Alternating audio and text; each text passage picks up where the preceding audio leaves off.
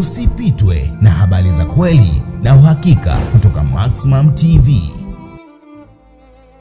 Mtazamaji wa Maximum TV, karibu tena kwenye kipindi chetu pendwa cha Sad Moment, kipindi ambacho jukumu letu kubwa ni kuhakikisha tunawatangaza ndugu zetu wote ambao wanapitia mazingira magumu tofauti, ili mradi tu waweze kupata msaada kwenye yale magumu yote ambayo kila siku wanakuwa wanapitia. Mtazamaji, tumekutana na mwenyekiti kutoka huku Chang'ombe Vianzi Vikindu, ambapo mara ya kwanza nakutana naye ni siku ambaye niliona alikuwa analisimamia tukio la mtoto kufanyiwa vitendo vya kikatili na bibi yake, ambapo tulijaribu kuligusia hili kwa kina kwamba kulikuwa kuna mtoto alikuwa anafanyiwa vitendo vya kikatili ikiwemo kupigwa viboko na bibi yake. Huyo mtoto akakimbia hapa katikati, mwenyekiti kwa utendaji wake mzuri wa kazi akaamua kulishikilia na kutaka kujua kisa na mkasa cha yule mtoto kuumia kiwango kile. Huyu hapa tutakwenda kuzungumza naye kwa upande wake, atatuambia mwanzo mwisho, lakini kwa sasa watu wanataka kujua mtoto yuko wapi, tutakwenda kujua yote hapa. Habari za mfungo mwenyekiti? Namshukuru Mungu. Basi kwema? Kwema kabisa. Basi hongera kwanza kwa kutenda kazi vizuri, kwa sababu nilikuja hapa nikakukuta ukiwa umelishikilia ile swala la yule mtoto. Ndio, ni kweli kabisa. Sawa, tufahamu, unajua nini kuhusiana na tukio la yule mtoto ambacho kile kilikuwa kimemtokea? Nataka nifahamu, ulikuwa unafahamu nini? Ni lile tukio ambalo ulikuwa umeliona kwa siku ya kwanza, ama kulikuwa kuna mengineo pia ambao ulikuwa unayafahamu ya huyo mtoto? Kiuhalisia ni kwamba kuna wakati iwapo tutakuwa tunaficha vitu ambavyo vinatokea katika jamii, tutakuwa hatutendi haki. Yule mtoto, hii nadhani imekuwa ni kama ni mara ya pili, kwa sababu nadhani siku ile ulisikia pale nilimuuliza kwamba fulani aliwahi kukufesi wewe, akakuambia kwamba ukirudia tena nitakushtaki, na akakiri kwamba ni kweli. Yule alikuwa ni katibu wa jumuiya ya wazazi kata ya hapa Vianzi, ambaye ndiye alimkanya yule mama. Lakini tunashukuru tangu siku ile mpaka sasa naweza nikasema kwamba mtoto yupo katika mazingira mazuri sasa. Sawa, tuanzie sasa pale ambapo nilikuacha. Nilikuacha ukiwa uko hapa. Ndiyo. Ulikuwa unaendelea na hatua zingine. Labda tusimulie step kwa step. Ndiyo. Baada ya sisi kuondoka, mimi kuondoka hapa, nikachukua namba yako. Ndiyo. Nini ambacho kilifanyika? Watu wafahamu watu. Baada ya pale ni kwamba nilimwamuru ni MG ambaye ni jeshi la akiba Mgambo, ambaye ni vile ni mjumbe wa shina mtaa wa pili. Nilimkabidhi yule mtoto na nikamkabidhi vile akiwepo na mwenyekiti wa wazazi tawi la hapa Chang'ombe, kwamba wampeleke yule mtoto kwanza kabisa hospitali kutokana na vile vijiraha ambavyo alikuwa navyo, akaangaliwe zaidi, maana tusije tukamwacha mtoto majumbani hali ya kuwa kumbe kaumia. Kwa hiyo baada ya kuwa nimewakabidhi yule mtoto, wakaenda, nikampigia simu daktari, akaniambia nitawapokea, na kweli baada ya kufika pale daktari akamwambia kwanza tuweze kumtibu mpaka tupate PF3. Kwa hiyo wakaenda polisi pale wakachukua PF3, nikawa vile nimeongea na mkuu wa kituo. Baada ya PF3 mtoto akawa sasa ameandikiwa tiba. Lakini kwa bahati nzuri bibi mtu baada ya kutoka pale na yeye alifuatilia. Alikwenda kule hospitali. Lakini wakati mmempeleka mtoto kule yeye hakuenda, na wala ilikuwa lazima yeye kwenda. Alikwenda. Baada ya kutoka pale na yeye kimya aliondoka akafuatilia. Okay. Alikwenda mpaka polisi, akaenda mpaka hospitali kuona kwamba je, ni hatua gani kule zinaendelea za mtoto. Hiyo ni kwa amri yako wewe kwamba lazima uende ukaripoti polisi, ama mliamua kumpotezea kwa wakati ule mkamwacha nyinyi mkadili na mtoto? Sisi tulidili kwanza na mtoto, kwa sababu kwa muda ule tuliangalia kwanza afya ya mtoto kwanza. Kwa tukaona hakuna sababu ya kudili na mtu mzima, tumjue kwanza mtoto yupo katika mazingira gani. Tukiona kwamba sasa hali yake iko sawa, basi tutaangalia mazingira mengine upande wa bibi, hata kama atakuwa baba au mama. Tuliangalia kwanza masuala ya mtoto kwanza. So baada ya vipimo na huduma zote mtoto akapewa matibabu? Alipewa matibabu. Siku ile alianzishwa matibabu. Aliandikiwa sindano za masaa, na wakati alipokuwa anaendelea yule mtoto na sindano za masaa, miongoni mwa zile siku ambazo yule bibi aliambiwa na mtoto kwenye tiba, kule alikutana na afisa ustawi wa jamii, alikuja kutembea katika ile hospitali pale Vianzi. Hospitali ambayo tunasema ni zahanati ya kijiji. Walikutana pale. Baada ya kukutana, yule afisa ustawi wa jamii alipoona ile issue, akamwambia yule daktari kwamba hapana, hizi ni issue zetu sisi, kwanza nataka maelezo ya kutoka nipate maelezo kwanza ambayo yanaridhisha kwa nini mtoto ana hali kama hii. Kwa bahati alikuwa na bibi yake ambaye alikuwa anampeleka hospitali, akatoa maelezo, na siku ile mtoto ile bibi akanyang'anywa na afisa ustawi wa jamii kwamba kuanzia leo mtoto wewe hupaswi kukaa naye kutokana na hali aliyokuwa nayo yeye. Akarudishwa kwangu mimi. Yule mama akachukua namba yangu ya simu ambayo ni ustawi wa jamii, akanipigia simu, kwamba mwenyekiti, mimi niko hospitali hapa, nimekutana na huyu mtoto akiwa na bibi yake, lakini kwa hali hii, kutokana na usalama wa huyu mama na huyu mtoto vile vile, wote wawili hawa, inabidi huyu mtoto arudi kwako, alale kwako kuanzia leo mpaka tutakapopata mawasiliano aidha ya babake au mama yake au ndugu yake yoyote ambaye atakuwa ni tofauti na huyu bibi. Kwa hiyo kwa bahati nilikanena, nadhani ni wastani wa siku 2 yule mtoto baada ya kurudishwa kwangu, na lakini yule bibi alikuwa anafanya ushirikiano. Sababu baada ya kuleta mtoto nimwambia niletee nguo za kubadilisha za huyo mtoto. Akaleta nguo. Nikamwambia sasa wewe tulia kama ulivyo, kwa sababu tayari sheria, hawa watu wa kisheria, hata mimi sina mamlaka ya kuwakataa hawa. Hawa ni serikali, tunafanya nao kazi. Kwa hiyo tungoje maamuzi yao. Akaleta nguo, nikakaa na mtoto yule. Kwa bahati nzuri yule mama alikuwa na namba za simu za mwanae ambaye ni wa kiume, ambaye ni baba yake mdogo yule dogo sasa aliyepewa adhabu, ambaye anakaa Mkuranga. Na sasa jamii ananiambia kwamba tukimpata babake mdogo aidha yoyote yule, tutakuambia uje naye huyo mtoto Mkuranga ambako ndo wilayani, ili tuweze kufanya makabidhiano aidha kama ni kwetu sisi ustawi wa jamii au kama ni kwa ndugu atakijitokeza wa huyu mtoto. Lakini kwa sasa huyu mtoto kwa huyu mama ambaye ni bibi yake hafai kukaa naye. Baada hizo siku 2 kufika, baada ya siku 2 kufika, mimi niliondoka na yule mtoto mpaka Mkuranga, ofisi ya ustawi wa jamii. Nikafika pale nikawakuta maafisa, nikampigia simu huyu mama, akaniambia kwamba tuko njiani tunakuja, yeye na mwanae.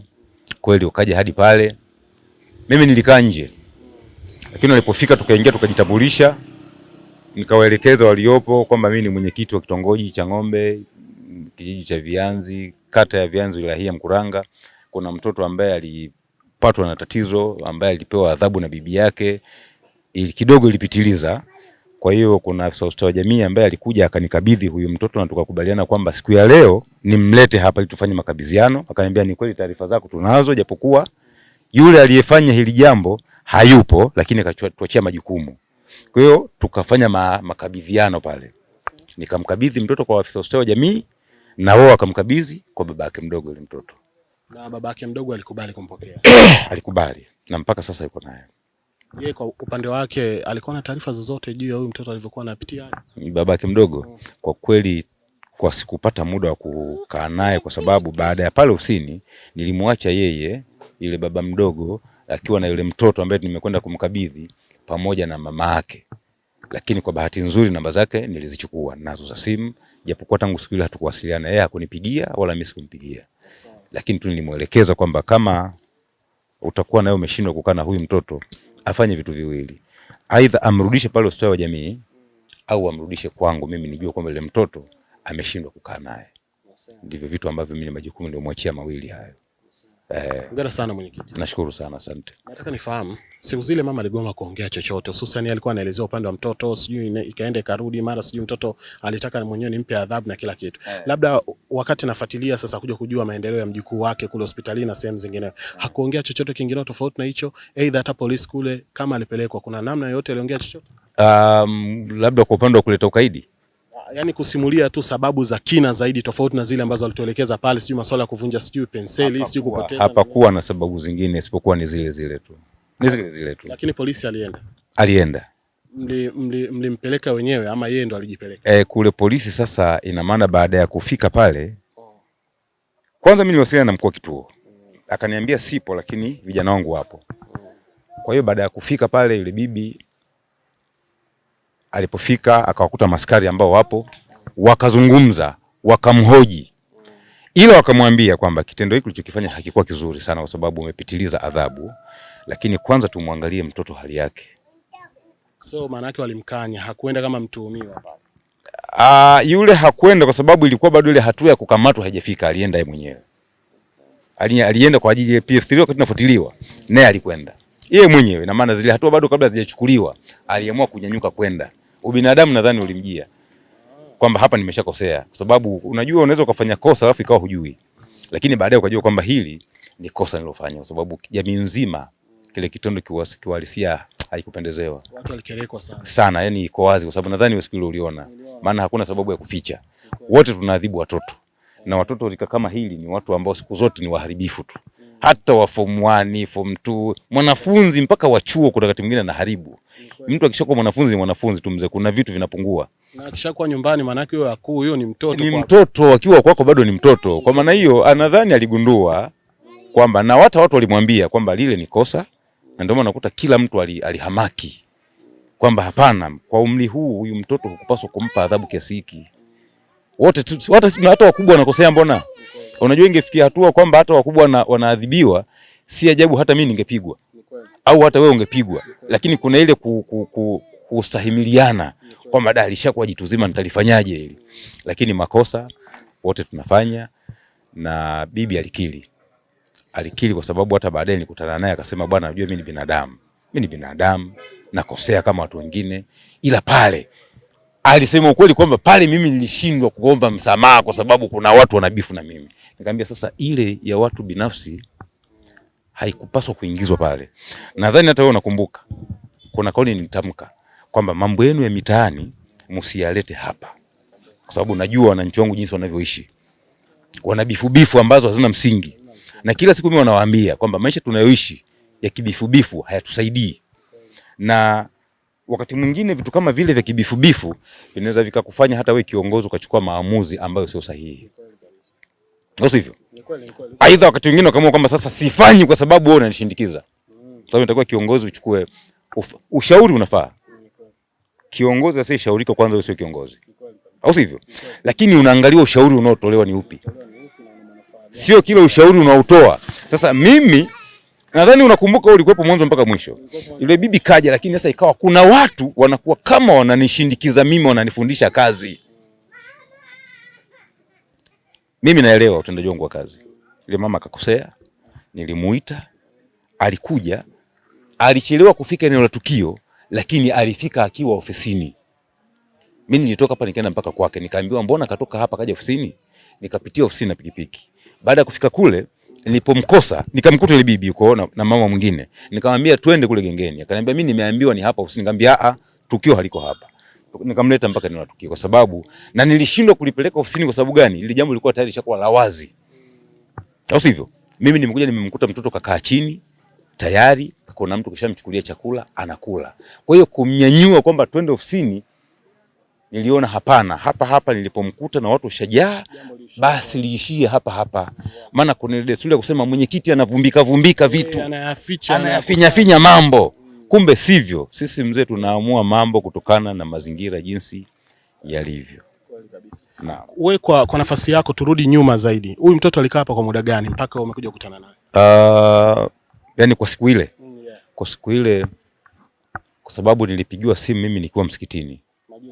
Ilikuwa swala ya saa 7 kama nitakuwa saa 7 nadhani siku ile. Kwa hiyo simu wakati inaita iko mfukoni nilishindwa kupokea maana niliweka vibration, lakini baada ya muda nilipomtafuta alinipigia simu nikawa simpati kutokana na mazingira ya mtandao wetu huu. Kwa hiyo nilipotoka kule kuja hapa nikamkuta yule dogo amekaa sasa pale kwenye mgahawa pale, amewekewa plate ya ubwabwa sasa anakula. Lakini nikimwangalia kumgongoni nikakuta ana alama. Kidogo katibu wangu akaniambia mwenyekiti, ni muda ulikuwa unatafutwa lakini simu iliita ikawa hupokea. Nikamwambia nilikuwa msikitini. Kuna shida gani? Akaniambia bwana, tatizo ni huyu mtoto hapa. Akaniambia namuona huyu mtoto anayekula hapa, lakini mbona kuna vitu vimemsimama mgongoni kana kwamba hizi ni bakora. Akasema ni kweli. Huyu mtoto wa nani? Akanipa maelezo kwamba ni mjukuu wa Bibi Simba. Ile mama anafahamika kama jina la Bibi Simba. Shida mpaka kufikia hapa hatujui. Hamjui aliyefanya hivi ni nani? Inasemekana ni bibi yake yeye mwenyewe. Ni yeye. Nikamwambia basi kama ni yeye. Nikamwambia katibu sasa kama ni bibi yake kafanya hivi, kamuite aje hapa. Salama. Ndipo alipotumwa, nilipomtuma katibu wangu akamfuata yule bibi, lakini alipokuja ndio kama vile ambavyo wewe ulishuhudia vile vile. Naam. Sawa, nataka nifahamu pia kwa upande wa mtoto. Umekaa naye siku 2 umesema. Alikuwa ni mtoto aina gani wakati umekaa naye pale nyumbani? Tabia zake zilikuwa ni zipi kwa hizo siku 2 ambazo uliziona? Ni mtoto wa kawaida tu. Ni kwa sababu hata mimi nina mtoto ambaye ana rika linaendana na yule. Ni mtoto wa kawaida tu, hana mapungufu ya kupitiliza. Ni mtoto wa kawaida tu. Nilikaa naye siku 2. Ni mtoto tu wa kawaida. Sitaki niongeze chochote wala nipunguze chochote. Mtoto wa kawaida. Uko sahihi vizuri. Hana mapungufu yoyote. Sikumuona mapungufu. Japo sikukaa naye ile kwa 100% kumchunguza. Lakini mtu mwenye mapungufu ukimwangalia kisaikolojia, hata kama ni kwa dakika 5 ushamjua kwamba huyu ana mapungufu. Utajua tu hakuwa na mambo mengi yule mtoto. Alikuwa ni mtulivu. Matukio kama haya hapa pia ameshakutokea mara nyingi sana ukiwa kwenye nafasi yako hii? Mimi niseme tu kweli, hii ni mara ya kwanza tukio kama hili mzee kutokea, lakini siwezi kukataa kwamba hayatokei, kwa sababu yako matukio ambayo yanatokea wakati mwingine ninayasikia, lakini kwangu hayafiki, au sivyo? Sasa na mimi jambo kama kwangu halikufika, limefanyika juu huko likaishia huko, basi nasema libakie huko, au sivyo? Lakini likifika basi mimi nalisimamia kama ilivyo. Kuna baadhi ya mambo ambayo yanatokea hapa, kwa upande wako wewe unahisi ama watu wanakuzungumzia chini kwa chini kwamba unayafunga yasiende popote, hata kama ni jambo ambalo liko linahitaji sheria? Unajua mzee, ukiwa kiongozi kwanza, hakuna kiongozi mzuri isipokuwa ni yule aliyefariki au utoke madarakani. Hilo fahamu kwanza. Kiongozi bora hayuko madarakani, aidha amefariki au amestaafu au ameangushwa. Lakini haswa sisi viongozi wa kuchaguliwa, sisi tunaishi na nongo maisha yote. Ulijua kwanza mzee hilo. Lakini kikubwa ni kufanya kazi katika mazingira ya kisheria, kwa sababu yapo yanayosemwa, lakini niseme ukweli, hakuna lililosemwa likafikia tu ya kunikera mimi, sababu mimi naangalia jambo lilivyokaa. Si kila jambo upeleke polisi, au sivyo? Sisi tumepewa mamlaka, tumegawanyishiwa hivi vipande. Maana yake ni kwamba sisi tunamsaidia Rais Samia. Sisi tuko 5 katika nchi. Kuna mwenyekiti wa kitongoji, kuna wa kijiji, nyinyi kule mleta serikali za mitaa mjini, kuna diwani, kuna mbunge, kuna rais, au sivyo? Kwa hiyo mimi nina haki ya kuangalia jambo na kusema hili nalimaliza mimi, ambalo naona kwamba hili nikilimaliza halina bugudha, japokuwa atatokea mwingine ambaye anaona halipaswi kumalizwa na mimi, au sivyo? Lakini kuna mambo inafikia hatua hata wao wenyewe wanayapeleka polisi, wanaulizwa, mwenyekiti kule kasemaje? Kasema 1 2 3. Sasa kama yeye kasema hivi, huku mmekuja kufanya nini? Rudini kwake. Kwa hiyo sisi mzee tunasemwa, lakini sio kukithiri, sio kupitiliza, na silazimishi. Mimi sitaogopa maneno ya watu kwamba kwa nini hili umemalizia hapa. La kumaliza hapa mimi nitamaliza hapa. La kwenda kwa mtendaji napeleka kwa mtendaji. La kwenda polisi nitaenda polisi, au sivyo? Kila sehemu itashika nafasi yake, lakini si lazima turundike kesi polisi ambazo hazikustahili kwenda kule polisi au mahakamani. Sababu kuna wakati hata nyinyi mnaweza kwenda mahakamani na mkaambiwa kwamba kama kuna uwezekano kwenda kumaliza jambo nyumbani, kamalizeni. Tunarudi kwa sisi tunamaliza. Sawa mwenyekiti, nataka nifahamu wazazi wa yule mtoto wako wapi? Wazazi wa mtoto imekuwa ni kitendawili, kwa sababu hata baba mdogo wa mtoto nilimhoji siku hiyo kule Mkuranga. Ndugu yako yuko wapi ambaye ndio baba wa mtoto? Akasema bwana, huyu bwana alipo mpaka sasa mimi sifahamu. Namba ya simu akasema huyu mpaka apige yeye. Na akikupigia leo usije ukategemea kwamba kesho ukimpata kesho kuto utampata. Lazima apige yeye. Ina maana baba wa yule mtoto na mama wa yule mtoto ambaye ni wazazi wake wazazi wao wa kumzaa wametengana. Kwa hiyo kila mtu ana maisha yake. Na kila mtu kamsusa mtoto. Ndivyo inavyoonekana, kitu ambacho kinauma sana. Maana kama wazazi wapatikani wote na mtoto kaja kuletwa kwa bibi, huko bibi ndo anamfanya mtoto anavyotaka, ukipiga simu ya baba ipatikani, ya mama ijulikane, maana yake mtoto katelekezwa. Ya kiuhalisia ni kwamba hiki kitendo binafsi hata mimi sijakipenda. Tukiacha makosa ya bibi, tukiacha, hata sisi vijana wenyewe kwanza ni wazembe. Huu sio wakati wa kuacha mtoto alelewe na bibi. Huu ni wakati wa kupambana wewe mwenyewe na familia yako, au sivyo? Lakini jamii nyingi tu napambana nayo mzee haya mambo. Ukiacha yule japokuwa kapewa adhabu ile, lakini kuna watu wengi ambao mpaka sasa mimi huwa nakwenda na walaumu na kuwajenga kisaikolojia kwamba haya mazingira mnayotengeneza baina ya wewe na mkeo, ina maana mnakwenda kutengeneza kupata matokeo ya kuwatenga watoto. Ina maana waishi maisha aidha ya upande mmoja, aidha kwa baba tu au kwa mama. Lakini inawezekana mwisho wa siku baba ikawa hamhudumii mtoto na mama hamhudumii mtoto. Kwa hiyo mnatugea mizigo. Sisi wengine tushalea watoto wengi sana mzee. Yaani watoto ambao hatukuwazaa sisi, au sivyo? Lakini kwa ajili ya wapuuzi wachache wasiojua thamani ya watoto. Maana kuna watu wengine wanapewa watoto na Mungu, lakini ile kujua thamani ya mtoto hawajui. Huu sio usawa wa kulelewa mtoto na watu, au sivyo? Huu ni usawa wa kulea mwanao mwenyewe. Na kuna mama alinijia hapa, nadhani aliona kipindi hiki. Ile mama simkumbuki jina lake na wala sikusave hata namba yake. Alikuja mpaka nyumbani kwangu kwamba kuna mtoto nimeona kwenye mtandao, nimemfuata huyo mtoto, nikamwambia tayari nishafanya makabidhiano ustawi wa jamii. Amelalamika sana yule mama. Nikamwambia Sheikh, hiyo mimi nishamaliza. Haipo kwangu tena. Labda nikupe kwangu mimi. Au sivyo? Kuna watu wanataka wamfanye yule mtoto kuwa mtoto wao. Wanatamani kumfanya mtoto awe msomi, asome shule zinazoeleweka. Hatukane na haya masuala ya kutupwa huko, kutupwa kule, kutupwa huko, kutupwa kule. Wanafanyaje kumfikia yule mtoto? Kwa sasa yule mama hata mimi nilimjibu kwamba tulichokuwa tunakitafuta kwanza ni usalama wa mtoto. Kwa sasa mtoto yuko kwa baba yake mdogo, ambaye ni damu yake, tunasema vile vile. Damu yake, lakini mbona kumchukua mwanzo na alikuwa anajua mtoto kakaa tu kwa bibi na pale hakuna chochote cha maana? Mimi nadhani kutokumchukua tangu mwanzo si hoja ya msingi sana, kwa sababu hata sisi sasa hivi kuna watoto ambao kwa bibi zao, kwa babu zao, au sivyo? Inategemea mwanzo palikuwaje. Lakini mazingira yake yule upande wa pili alikuwa yakoje, anajiweza? Lakini kwa mimi niseme kwamba kwa sasa mtoto yupo sehemu, nizungumze kwamba kwa sehemu salama, kwa sababu nadhani pale alipo nilimkabidhi mbele ya ofisi na nilimpa vitu viwili, tuseme vitatu, kwamba akishindwa asije akapita njia alizopita yule mama, au sivyo, amrudishe kwangu au amrudishe pale ustawi wa jamii. Maneno yale ninazungumza mbele ya ofisi, sikuyaongea pembeni. Na nikamwambia swala la kusoma, huyu mtoto anatakiwa aendelee kusoma. Swala la uhamisho kutoka kule alipo kuja hapa sio la kwako wewe, au sivyo?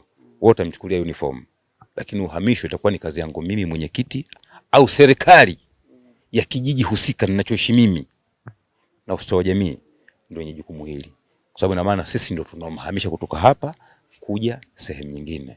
Weka muandae tu kwa ajili ya mazingira ya kusoma. So shirika ama mtu binafsi, si ndio, akitaka sasa mtoto atoke pale alipo apelekwe hata shule, akakae kule shule asome, apige kitabu, hiyo nafasi anaweza akapata? Mimi nadhani kwa yule mama nilimjibu, nimwambia kwamba ukitaka swala hili sasa unaenda wilayani, ustawi wa jamii, wilaya Mkuranga, kwa sababu kule ndio nilikwenda kumkabidhi. Anaona mimi nishamaliza kazi tayari. Lakini kukuambia eti mimi nikupeleke kwa baba yake nitakuwa tena mnafiki Sheikh. Nishamaliza tayari. Mimi kazi yangu nishafanya, imekwisha, nimekabidhi kwenye ofisi ya ustawi wa jamii, kaja kachukuliwa na babake mdogo, tena mtu asije kwangu. Labda ndio kitaka aje achukue mwanangu mimi. Nilimjibu ile mama kwamba ukitaka umchukue mwanangu, lakini kwa yule nitaonekana kama mimi kuna kitu sana kichochea. Huyo mama aliyekuja hapa alikuwa ni mkazi wa maeneo haya? Hapana, ni mkazi wa Dar es Salaam. Kwa alitoka mbali huko? Alitoka mbali, akanielezea mengi kwamba mimi mume wangu alikuwa ni polisi, nilikuwa nawachukua watoto kama hawa, mimi nikiwakuta katika mazingira magumu na wapeleka nyumbani kwangu naishi nao, na hata sasa nina mmoja ambaye yuko form 4 anasomea Kenya. Nikamwambia sawa, lakini kwa hili mimi nishamaliza kazi tayari. Alikupataje sasa hapa? Huyu mama hapana, wewe namba zangu wewe uliziingiza kwenye mtandao Sheikh, ndio maana alinipata ile mama mimi. Na kama hakupata namba basi aliuliza. Nadhani aliuliza, mimi namba sikuziweka mtandao. Wewe ulitaja location? Nilitaja location paka. Ndio maana mama kafika. Mimi nina wake watatu, mke wangu mmoja anakaa nyumba hiyo hapo. Kwa hiyo alikuja hadi nyumba hiyo hapo kwa mke wangu mdogo. Asubuhi nikampokea, akajieleza yule mama, nikazungumza naye, akaondoka, lakini bado akawa ananipigia simu, na maana amekusudia. Lakini mwisho nikamjibu kwamba mama, nilichokujibu ndivyo kilivyo, kwa sababu mimi kwanza si kufanya kazi ya ufahari, nimefanya kazi katika majukumu yangu. Kwa hiyo nishamaliza kazi yangu tayari, na ngoja lingine, sio hili tena. Alikwambia nakaa Temeke? Na hisi itakuwa kitu kama hicho wewe. Fahamu alinicheki. Mlipanga kumbe. No, yani mimi tulikubaliana nitamleta. Kwa hiyo yeye kaniwahi tu. Okay, kumbe alikuwahi. Na kunishirikisha wakati anakuja. Basi alifika huyo mama. Akalalamika sana. Nikamwambia tusubiri na aidha kama utakuwa labda unaona kulalamika kwake ni kwenye nini sasa? Kumkosa yule mtoto yani. Kwa nini amemkosa? Ana nia kumsaidia. Mimi nilimwambia hivi, kumchukua mtoto kama maembe ni vigumu. Yani lazima ufuate protocol. Yani yule mtoto huwezi kumchukua tu, yani kama umekuta tunda hapo kalibeba ukaondoka nalo. Lazima ufike pale, ujielezee kwa upande wako, wakiridhisha na maelezo yako, utafuata sheria. Na hicho mimi nilichomwambia kwamba kwa sasa mimi sina mamlaka naye tena ya kusema kwamba tisiji nitakwenda kumchukua kwa babake na mdogo. Aidha tu ukitaka wewe nenda ofisi ya ustawi wa jamii wilaya ya Mkuranga. ukifika pale utapata majibu yote. Wao ndio wenye mamlaka sasa ya kukupeleka mtoto alipo, au sivyo? Kwa sababu hata namba za simu wote tumeacha pale. Lakini mimi kusema ninapiga simu kwa baba mdogo, hapana, hilo jambo haliwezekani. Kwa sababu kuna kitu kimoja nikwambie mzee, hakuna kitu kibaya kama mwanao kulelewa na jamii nyingine. Hakuna mtu ambaye anaweza kumpenda mwanao zaidi ya wewe mwenyewe, na hakuna mtu ambaye anaweza kumpenda mwanao kililahi kabisa zaidi ya mdogo wako wewe, au shangazi yako wewe, au mjomba wako. Wao ndio wamekuwa makatili sana. Tunapokea ripoti nyingi sana. Ni mawazo ya kibinadamu, lakini ukienda katika uhalisia, hakuna mtu wa karibu zaidi ya mtu wake wa karibu. Hakuna mtu wa karibu zaidi ya mtu wake wa karibu.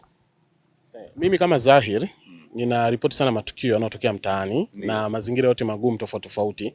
Katika matukio makubwa ambayo nayapokea ni ya watu wa familia moja kufanyana mavitendo ya kikatili, kwa mfano kubaka watoto, kulawiti watoto, sijui mjomba kamlawiti mtoto au kambaka mtoto usual, mtoto wa dada yake oreva, au ba mdogo kafanya vitendo vya katili kama hivyo. Matukio yanatokea ndani kwenye familia kabisa. Unadhani kutakuwa kuna usalama kweli? Mimi niseme kwamba vitendo hivi vya kikatili mzee haviko upande mmoja tu. Unajua sisi viongozi tunakumbana na mengi, tunaona mengi. Wewe siku ile niambia kwamba ile picha uliangalia ukajikuta unasikia kufa Basi zile sisi tunakaa nazo na tunayaona mengi, mpaka nafikia hatua unaomba kwamba nafuu hii ardhi sasa ipasuke nizame. Lakini tunajua jamii jinsi zilivyo, lakini uhalisia ni kwamba kwenye familia, kila familia ikosi wajinga. Na kila familia ikosi watu wakatili. Lakini hata katika jamii hiyo unaitegemea wewe, unaona kwamba labda jamii inaweza kuwa ni bora zaidi. Tusiende mbali sana. Mtu wa karibu ni yule mtu ambaye ni damu. Hata awe katili kiasi gani kwako, lakini kuna siku atakuja kubadilika tu. Rafiki ana mwisho wa msaada. Unajua mtu baki akikusaidia ameamua ni moja kwa moja kutokea ndani ya moyo wake. Tofauti na ndugu unajua anaweza kuwa anakusaidia lakini kwa kutoa lawama. Mzee, ukitaka kujua kwamba rafiki ana mwisho wa msaada au mtu wa karibu ana mwisho wa msaada mbali na ndugu, ugua, alafu ndio utayaona. Ugua ule ugonjwa wa kujinyea. Hujiwezi kabisa. Utajua tu kwamba sasa huyu kweli ni rafiki wa uzima. Haya yote ni uzima haya. Lakini ndugu wa karibu ile wa damu ndio ndugu ambaye anaweza akasema kwamba sasa afie mikononi. Au sivyo? Wacha afie mikononi kwa sababu hakuna mwingine wa kumpelekea. Lakini mtu baki, urafiki mzee una mwisho. Wallahi una mwisho. Nimeona pia hiyo, kuna watu wawili nimehoji juzi kati hapa. Wake zao wamewaacha kwa sababu wameparalyze pale kitandani. Yaani unakuta mke kakaa na bwana yake labda mwaka mmoja miwili, anaona mtu anyanyuki au 7 au 5 anatembea. Mwisho wa siku mwanamke akabakia wapi? Ndio hivyo, kashenda kuolewa huko jamaa yule huyu mgonjwa sasa. Mgonjwa ni nani? Mke mume? Mume ndo mgonjwa. Alafu ndugu yake ndo anakuja anakaa. Ndugu yake wa kiume, aidha wa kike, anakuja kuchukua damu yake, kwamba ule ni mzogo wangu mimi. Na ndio maana inatakiwa katika maisha yetu, hata kama una mke au una marafiki kiasi gani, ndugu atabakia kuwa ndugu, hana mfano. Japokuwa katika dini sisi ndugu ni Muislamu. Katika Uislamu ndugu ni Muislamu. Akiwa tu Muislamu wenzako ni ndugu. Ndio Uislamu unavyosema. Ila kwa hapa duniani ndugu ni yule ambaye aidha baba mmoja au mama mmoja, shangazi, mjomba, bibi, yani yule ambaye anasema kwamba yule hana pa kwenda isipokuwa ni mimi. Na mimi isipokuwa sina pa kwenda isipokuwa ni yeye yule. Jamii mzee, kiufupi niseme kwamba dunia tumeiharibu. Kiufupi tumeshaharibu dunia. Tumeuharibu sisi wenyewe kwa mikono yetu. Tena vibaya mno. Na niseme tu kwamba nahisi ukiwasikiliza wasomi wa vitabu vitakatifu, huu ni mwisho sasa tunaelekea. Ndio maana kila kitu kiko hovyo. Na ndio maana nafikia tu wanasema kwamba ndugu wanafanyana ukatili, lakini hata jamii ambao mnaona kwamba labda kwamba wanaaminiana wanafanyana ukatili, ni kwa sababu dunia tunakoipeleka sasa tunaipeleka ukingoni. Naam. Sawa, neno lako moja kwa watu wanakutazama sasa hivi hapa.